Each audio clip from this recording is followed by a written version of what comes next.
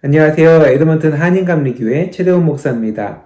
한 주간 우리가 있는 그곳에서 하나님이 나에게 허락하신 일들 잘 감당하면서 예배자로서의 삶을 살아가셨는지요? 오늘은 성령 강림 후 제20주 되는 주일입니다. 이제 성령 강림 기간도 중반을 넘어섰고 캐나다 같은 경우는 벌써 다음 주가 추수감사주일입니다. 성령님의 인도하심에 따라 2024년 남은 기간 잘 마무리하며 나아가는 저와 여러분들 되시기 바랍니다. 오늘은 사도행전 19장의 말씀을 보려고 하는데요. 19장은 바울이 3차 전도 여행을 하면서 에베소 지역에 거주하며 일어난 일들이 나오고 있습니다. 우선 본문 말씀 읽고 말씀 이어가도록 하겠습니다. 아볼로가 고린도에 있을 때 바울이 윗지방으로 다녀 에베소에 와서 어떤 제자들을 만나 이르되 너희가 믿을 때 성령을 받았느냐? 이르되 아니라 우리는 성령이 계심도 듣지 못하였노라. 바울이 이르되 그러면 너희가 무슨 세례를 받았느냐? 대답하되 요한의 세례니라. 바울이 이르되 요한이 회개의 세례를 베풀며 백성에게 말하되 내 뒤에 오시는 이를 믿으라 하였으니 이는 곧 예수라 하거늘 그들이 듣고 주 예수의 이름으로 세례를 받으니 바울이 그들에게 안수함에 성령이 그들에게 임하심으로 방언도 하고 예언도 하니 모두 12사람쯤 되니라. 아멘. 먼저 19장의 흐름을 이해하기 위해서는 18장 후반에 나오는 사건들을 기억해야 합니다. 18장 18절에 바울이 2차 전도여행을 마치고 안디옥으로 돌아가기 위해서 고린도를 떠날 때 브리스길라와 아굴라 부부가 함께 떠나죠. 그들은 귀한 여정 중에 에베소라는 도시에 머물게 되는데요. 이후 바울이 안디옥으로 돌아가 정비를 마치고 3차 전도여행을 떠나는 시점에 아볼로라는 사람이 에베소 지역에서 전도를 하다가 브리스길라와 아굴라 부부를 만나게 됩니다. 그리고 그들을 통해서 예수 그리스도를 알게 되고 영접하게 되죠. 오늘 읽은 본문 1절에 보면은 이 아볼로는 전도를 하기 위해 에베소를 떠나서 고린도 지역으로 가게 되는데요. 이후에 바울이 3차 여행을 하면서 에베소에 도착하고 사역을 이어갑니다. 그런데 그곳에서 아직도 예수 그리스도를 알지 못하고 세례 요한의 세례만 받은 사람들이 있었던 것이죠. 바울은 그들에게 예수 그리스도에 대해서 알려주고 세례를 줍니다. 그렇게 12명의 제자가 바울과 같이 사역을 하게 되죠. 아마도 이곳에서 바울은 브리스길라와 아굴라 부부와 같이 일하면서 사역했을 것입니다. 생업을 이어가면서 약 2년간 에베소에 머물며 사역을 합니다.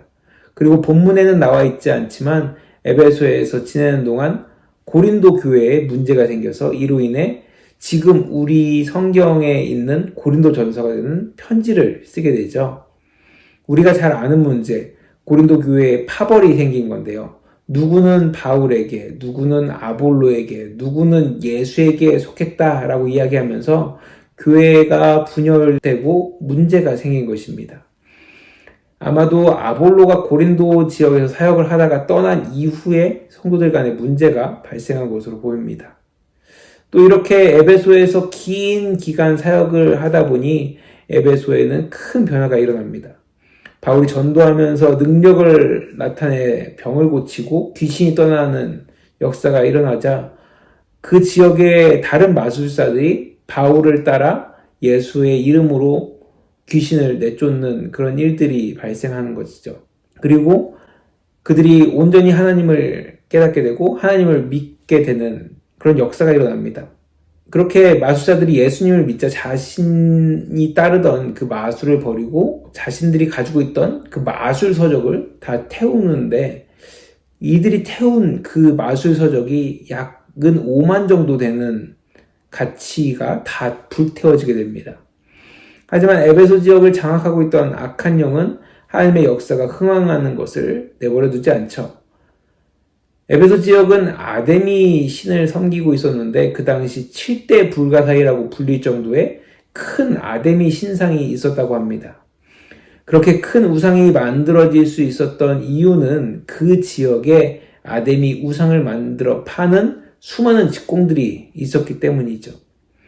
하지만 바울의 전도로 인해 복음이 에베소에서 점점 퍼져나가고 마술사들도 개종하는 그런 상황이 되자 아담이 우상이 팔릴 리가 없었던 것이죠. 이로 인해 우상을 섬기고 만들던 직공들이 생업의 위협을 느끼게 됩니다. 그러던 어느 날 데메드리오라는 직공이 다른 직공들을 선동해서 큰 소동이 일어나는데요. 이로 인해 바울의 제자로 보이는 가이오와 아리스타고 등이 잡혀서 연극장에 끌려가는 사건이 일어납니다. 다행히 서기장의 중재로 큰 사고 없이 모임은 흩어지지만 바울과 예수 그리스도를 따르는 사람들이 위협을 받게 되고 결국 바울은 에베소 지역의 사역을 마무리하고 제자들에게 사역을 맡기고 다음 지역으로 이동하게 됩니다. 19장에 에베소의 그 바울의 사역을 보면은 뭔가 의도하진 않았지만 톱니바퀴가 맞물려 들어가듯이 하나님의 역사가 나타나는 것을 볼 수 있습니다. 에베소로 이동해서 생활하는 브리스길라와 아굴라 부부, 그리고 그때 마침 등장한 아볼로, 그리고 그가 복음을 깨닫고 고린도로 전도하러 간 사이에 바울이 에베소에 오고 또 아볼로가 고린도를 떠난 사이에 분열이 일어난 그 고린도 교회를 위해서 고린도 전서를 기록한 바울의 모습, 그리고 에베소 지역의 사역을 마무리할 때쯤 일어난 소요까지 사람의 입장에서 그리고 그 당시 신자들이 봤을 때는 이러한 어려움들, 이러한 상황들을 이해할 수 없었지만 그 모든 것이 하나님의 계획과 섭리 가운데 진행되었다라는 것이죠. 물론 그 과정 가운데 하나님의 뜻을 깨닫지 못하고 떠나가는 사람들도 있었고 하나님의 뜻을 다 알지 못하지만 묵묵히 그 길을 걸어간 이들도 있었습니다. 그리고 하나님은 그 하나님의 길을 묵묵히 걸어간 사람들, 바울과 여러 사역자들을 통해서 하나님의 일을 계속해서 이루어 가십니다. 지금 우리도 마찬가지죠. 비록 지금 나의 삶이 하나님 앞에 온전하지 못할 때가 있고 또 하나님의 뜻이라고 생각해서 가고 있는데 예상치 못한 난관과 어려움에 부딪힐 때가 있습니다. 하지만 그러한 상황에서 나를 구원하신 예수 그리스도의 십자가 은혜를 기억하고 나에게 주어진 상황에서 복음을 전하고 하나님의 뜻을 향해 나아간다면 우리를 통해 하나님은 놀라운 일들을 하나하나 이루어 가실 거라는 겁니다. 이러한 하나님의 역사를 기억하면서 이렇게 우리와 함께 하시며 우리를 인도하시는 그 주님을 기억하면서 이 시간 같이 찬양해 보도록 하겠습니다. 주가 보이신 생명의 길 나 주님과 함께 상한 마음을 들이며 주님 앞에 나가리 나의 의로움이 되신 주 그 이름 예수 나의 길이 되신 이름 예수 나의 길 오직 그가 시나니 나를 단련하신 후에 내가 정금같이 나오리라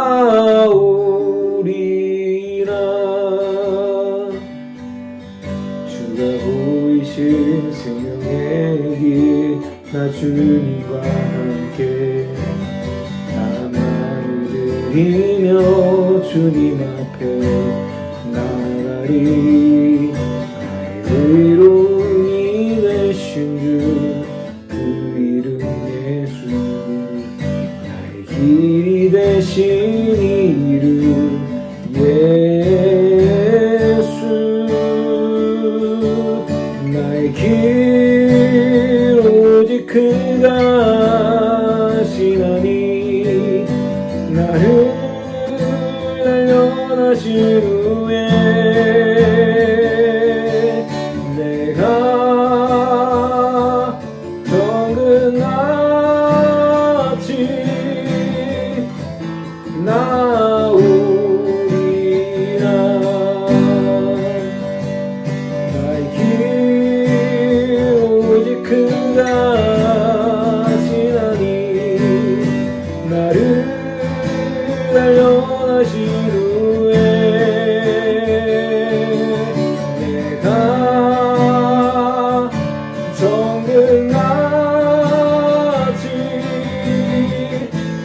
나오리라.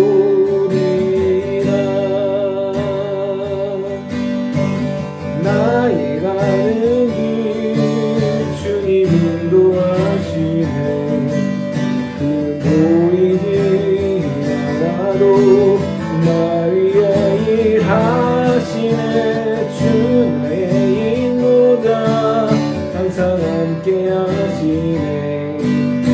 사랑과 힘 베푸시며 인도하시네. 인도하시네.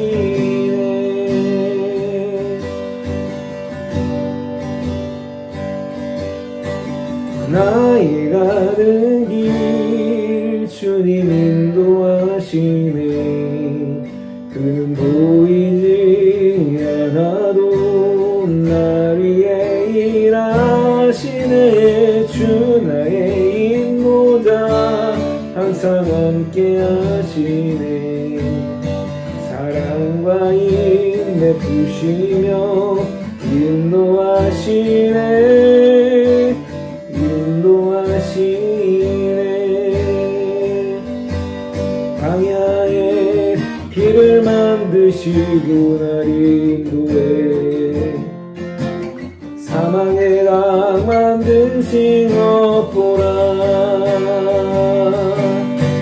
하늘과 땅 변해도 주의 말씀 영원히 내 삶 속에 생일을 행하리. 나의 가는 길 주님 인도하시네. 그는 보이지 않아도 날 위해 일하시네. 주 나의 인도자 항상 함께 하시네. 사랑과 힘 베푸시며 인도하시네. 인도하시네.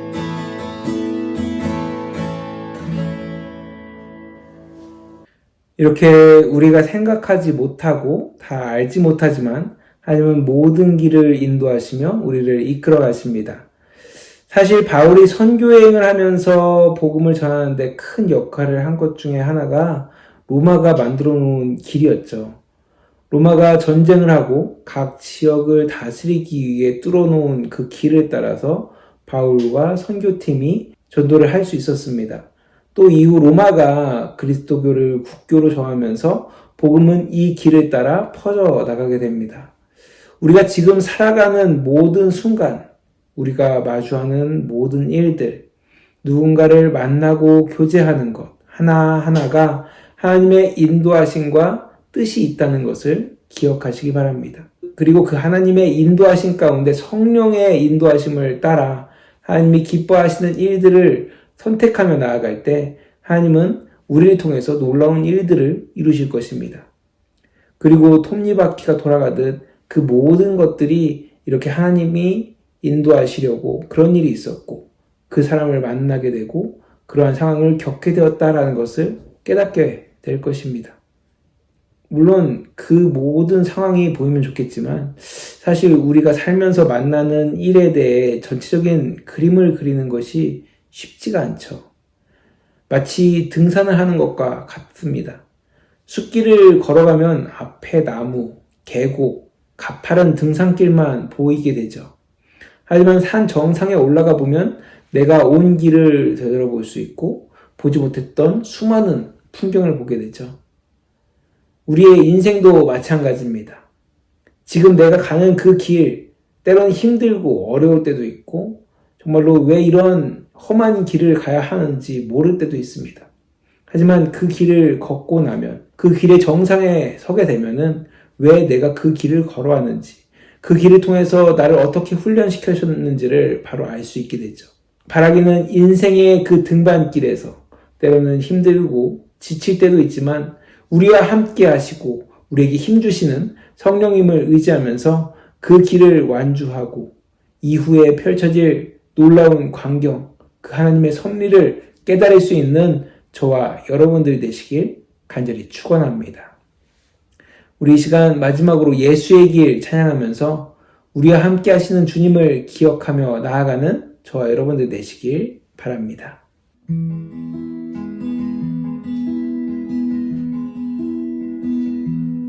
안개 속에서 주님을 보내 아무도 없을 것 같던 그곳에서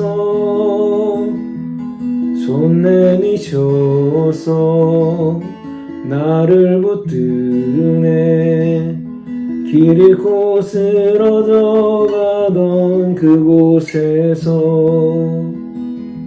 주 말씀하시네 내 손 잡으라고 내가 곧 길이요 진리 생명이니 나 그 길을 보내 주 예비하신 곳 다른 길로 돌아서지 않으리 예수의 길 그 좁은 길 나는 건네 주 손잡고 그 무엇도 두렵지 않네 주님 주신 약속 내게 있으니 세상의 길 그 좁은 길 승리하네 성령으로 그 무엇도 바라지 않네 저 하늘에 내 소망이 있으니 안개 속에서 주님을 보내 아무도 없을 것 같던 그곳에서 손 내미셔서 나를 붙드네 길 잃고 쓰러져 가던 그곳에서 주 말씀하시네 내 손 잡으라고 내가 곧 길이요 진리 생명이니 나 그 길을 보내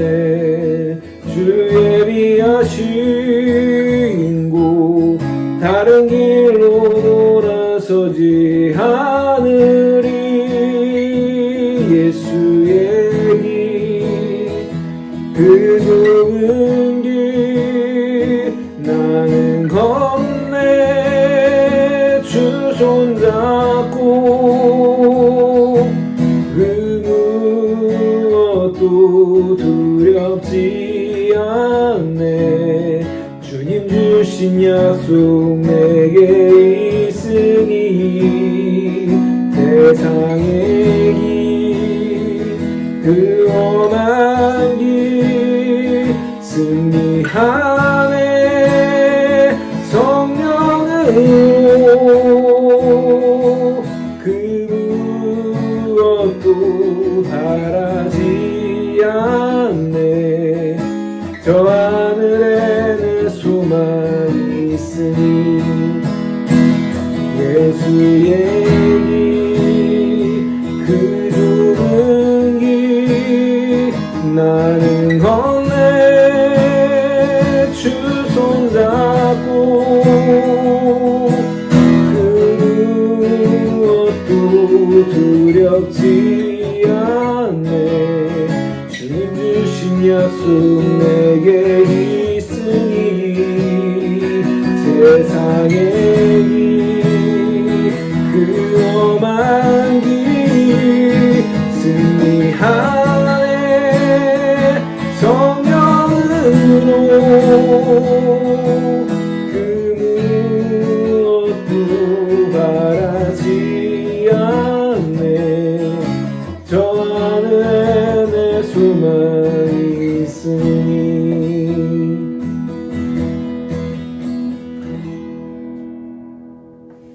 하나님 감사합니다. 오늘도 이렇게 주님의 은혜 가운데 귀한 주님의 날을 허락하시고 하나님의 그 은혜 가운데 하나님의 그 인도하신 가운데 그 길을 걸어가고 있음을 깨닫게 하시니 감사합니다.